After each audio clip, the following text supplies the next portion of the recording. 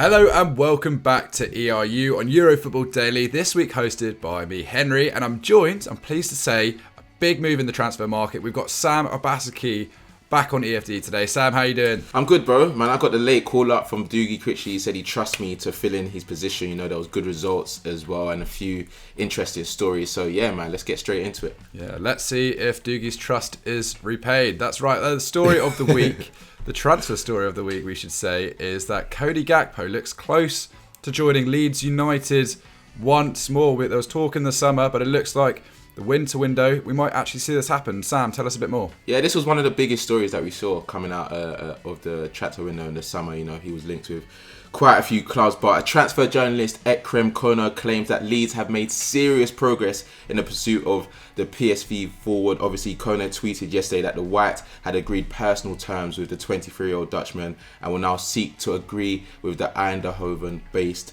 club. He's got 9 caps for his national team. Obviously, we heard during the summer that Manchester United were really interested as well. Southampton, Everton, Arsenal in the past. But it appears that Jesse Marsch has got a few of his, people to chat to his people, and they're trying to get this over the line. It is worth noting that David Ornstein did say, I believe it was this morning, that Leeds are unlikely to make the signing of Cody Gakpo, mainly because of the player's aspirations of how well he's doing and the teams that are in for him.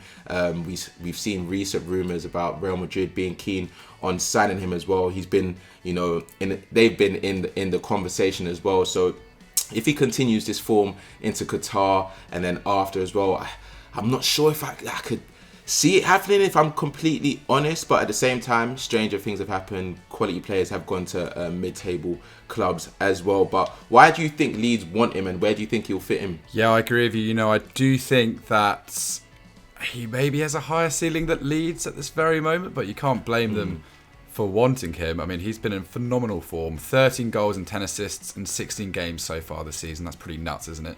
That's the same amount of goal contributions as Erling Haaland for Manchester City. Let's not get it twisted today. It's a different level of football. But his 15 league goals contributions in 9 games is 6 more than the next best in the Eredivisie. His teammate, Xavi Simons, which is very exciting. He's having an absolutely amazing time over in the Netherlands. And actually, if we look at Gakpo's numbers, they're crazy. 4.6 shots, that's a third in the league. 4.8 key passes per 90. That's one more than the next best Tadic, and 1.3 dribbles per 90. And it's just kind of nuts output. My slight reservation is that we saw these kind of numbers with Bergwijn, etc. Not every forward that's come out of the Eredivisie has done that great in English football, but I mean, Gakpo has been playing so well for such a long time now that I do think he deserves that opportunity to show what he can do. And he's such a versatile player as well. He can play off the left or centrally as a number 10. And let's face it, he'd be an amazing asset for Leeds on paper, who haven't won any of their last 5 games in the league, that is. Bamford's still getting back to full fitness. 0 goals and 0 assists in 6 league games. I don't want to say it was a bit of a one-season Premier League wonder, but hopefully he can get back to some kind of form. Rodrigo's obviously had an amazing start to the campaign on 4 goals. And Sinistero, who are another arrival from the Eredivisie. He's got 2 goals so far, but we saw that really silly red card recently. So yeah, it'll be interesting to see where, if Gakpo would decide to make that move to Leeds United. He's valued at 35 million euros on Transfermarkt. He's got 4 years remaining on his deal, so he's not going to come cheap, especially mid-season too. Eindhoven looking to sort of take back the Eredivisie crown. Has such a positive start to the campaign alongside Ajax and AZ Alkmaar. So, I mean, first of all, Sam, do you think he should be aiming higher? And what would you think would be a fair fee for him should he make a move? To be honest, I think we've seen in the past that players that have come from the Eredivisie, like you said, haven't really done that well in the Premier League. You mentioned Bergwijn. There's Van der Beek that people probably forget is at Manchester United. Yeah. So I think the Leeds move would make sense in terms of not having that pressure to perform at the top level consistently, although his numbers do indicate that he could possibly, I think Manchester United probably not, because there's such a lens on United and their forward players. I think Anthony's doing well, obviously he scored a few goals, but if he does have that run of form where he doesn't score goals, he's definitely going to be the headlines. Do you know what I mean? So it depends on how much he goes for. If it is around the fee that Transfermarkt is saying, which I don't think it will be because he's got 4 years left on his contract, there's like 4 or 5 teams that are in for him, then that would be decent. But I guess around 60 to 65 million would probably be fair. Oof. You know, he's still very young, you know, scoring a lot of goals. But yeah, I think the Leeds move does make sense, but I won't be shocked if he does make a move to a bigger club. 60 to 65 million. There you go. You heard it first from Sam. That's big numbers. But yes, I agree. Let us know where you think Cody Gakpo should be going in the comments down below, and how much you think he's worth. That Anthony transfer really appears to inflate the certain Eredivisie. 100%. But anyway, 100%. Let's move on to our result of the week. So the result of the week was sent in by El Van Dome. I love that. Not gonna lie, that's a quality name, and that is Milan versus Juventus. Why was this result of the week, Henry? Oh, you know what? I got it wrong again. I backed Milan to fall on Continental Club. They keep trumping me. I mean, they've piled more pressure on Juventus here. Max Allegri specifically beating them 2-0 at San Siro thanks to goals from Fikayo Tomori. Love to see that. And an amazing goal from Brahim Diaz, actually. The Bianconeri. That celebration was hilarious. It was class. They've only won 3 of the opening 9 league games. I really thought Juventus had turned a corner, but apparently not. And again, there were just some basic errors in their side. Alexandro failed to push up from a corner, playing Tomori in on March. Sort of took it full blown into the chest, swivels around, smashes it into the back of the net. You love to see it. And then their second goal, I mean, Brahim Diaz have intercepted a poor pass from Vlahovic, rounded a statuesque Bonucci and finished past Szczesny. He probably could have done better. I still think that they could upgrade Szczesny in goal. But it was a really great finish from Brahim Diaz. Showed sort of real courage to sort of keep going and get the final result. And it's difficult for Juve. I mean, they dominated the possession of 61%, but they only created 10 opportunities and got 3 on target versus 21 and 3 on target for Milan. XG had it at 2.3 to 0.7 in the home side's favour. So you can see that although they had the ball, they weren't really doing anything with it, and it felt like it was quite comfortable for Milan once they got that lead. It never really looked like Juve were going to come back into it. I mean, and what's more worrying is they were coming up against the sides who were missing so many good players in Maignan, Zlatan, Calabria, Florenzi, Kier, Messia. So, I mean, Milan were there for the taking, but Juve couldn't create anything. That's the 3rd time in 9 games that they've created less than 1 XG, so it is a bit of a concern. They've only got 1 win in 3 Champions League games. That comes against Maccabi Haifa, which are really expecting them to win. They're now 10 points off of first place Napoli, who cannot be stopped right now. Another 4-1 victory at the weekend, and as 7th or 4th place Milan. Their season looks like it's grinding to a halt already, but I mean, Sam, I know you're annoyed about this victory because Milan are playing Chelsea midweek, and it is a good win for them. Yeah, it was a huge win for Milan. Like you mentioned, we're facing them this week in the Champions League, off of the back of a bad result that they had against Chelsea last week in the Champions League, where they just didn't look like the team that we would have expected from them. Obviously, they have a few injuries, but it hasn't really affected their league form. They've only got 1 defeat in the league, and that was 2-1 to Napoli, that we know are flying, and they've got wins against Inter and Juventus. Compared to last season, they're doing considerably the same, and I think that was a conversation that people were having during the summer. Will they be able to maintain the form that they had after winning the Scudetto? In terms of shots per game, they've gone up from 15.8 to 17.8, second best in Serie A behind Napoli. They're conceding basically the same, 10.6 versus 10.8 last season. Their goals per game as well have gone from 1.8 to 2. And I think in general, AC Milan are looking like a solid outfit. You know, obviously, like I said, there was conversations on whether they could maintain that level. With Juventus, on the other hand, it's not looking good, especially with when you look at when you consider some of the individual performances from their players. Bonucci, solid defender over the years for Juventus, but in this game and in recent months, he hasn't looked the same, and you can't really complain. You know, he's getting much older, but in this game he had 0 tackles, 1 interception, 1 aerial duel. Obviously, you mentioned earlier that he was beaten very easily by Brahim Diaz.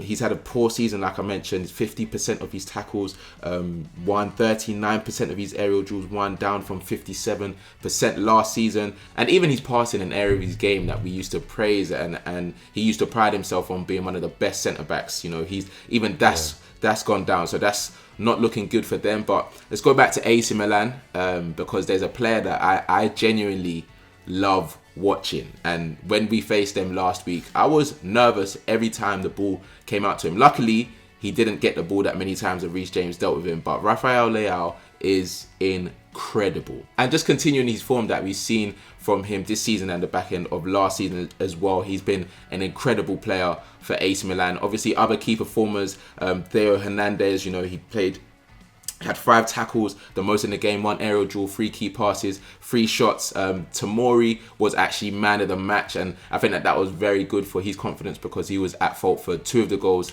against Chelsea last week. He had 3 tackles, 2 clearances, 1 aerial duel, 1 shot and 1 goal. He's actually scored twice now, I think it is, against Juventus. He loves a goal against Juve, but now they've got a big fixture.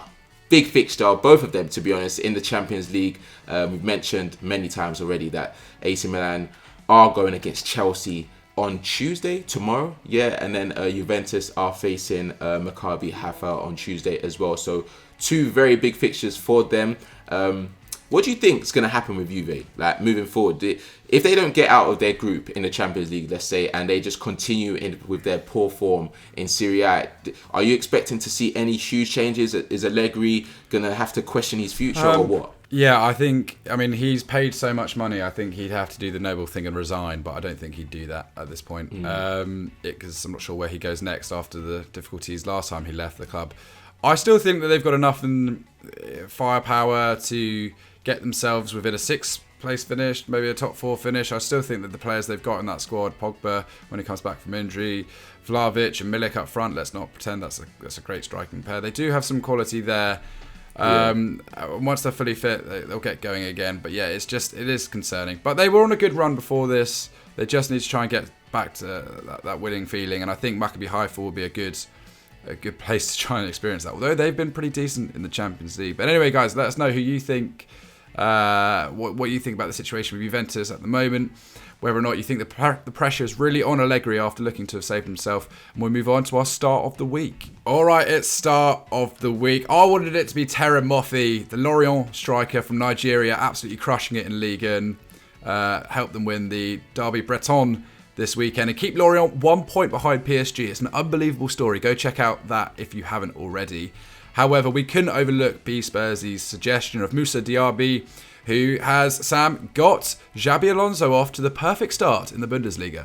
Yeah, first of all, it is amazing seeing Xabi Alonso on the sideline and even seeing him celebrate the goals. It feels very strange, but yeah, like you mentioned, Moussa Diaby helps them help him get off to winning start. His long-range strike was sensational. If you haven't seen it, go and watch it because that was a quality goal. But he didn't stop there. He followed with 2 assists for Jeremy Frimpong as Bayer Leverkusen thrashed Schalke 4-0. Both of those assists were really good, and I also like to give a special shout out to a player that's on loan from Chelsea, Callum Hudson-Odoi, who was involved in a few of those goals and is playing really well for Leverkusen at the moment. But back to Diaby, who is our star of the week. He created 4 chances and had 2 shots before leaving the pitch on the 64th minute. That is a lot to do in just that little time. Yeah. It's great form to go into their next game against Porto in the Champions League as well. Obviously, that is a difficult group that they're in, so they're definitely going to want to get to winning ways in that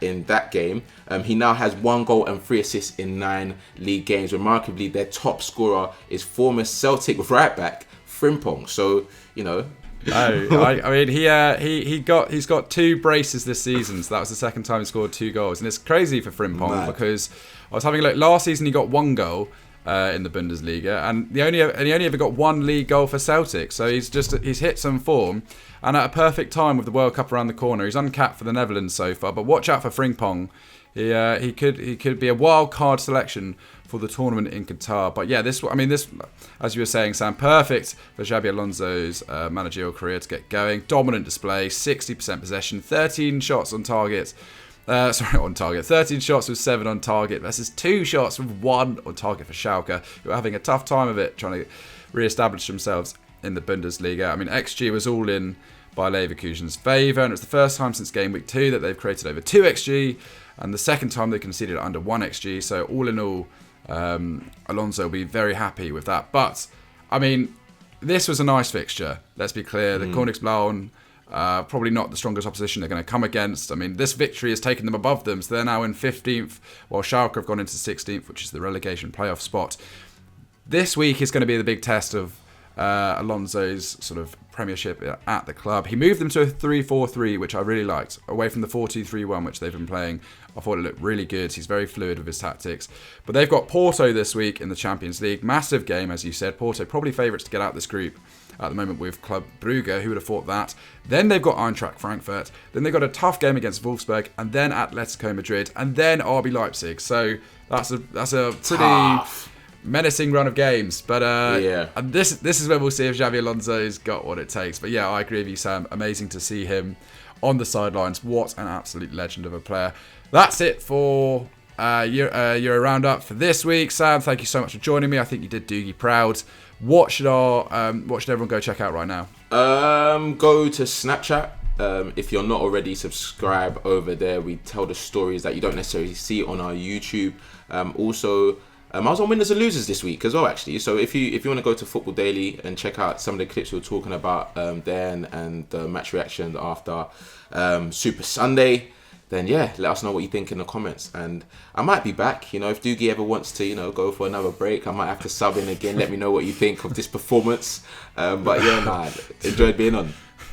Dangerous request, that, Sam. the comments are cruel. All right, yeah, like and subscribe to the channel and all that. Have a great week, and we'll see you soon. Bye-bye.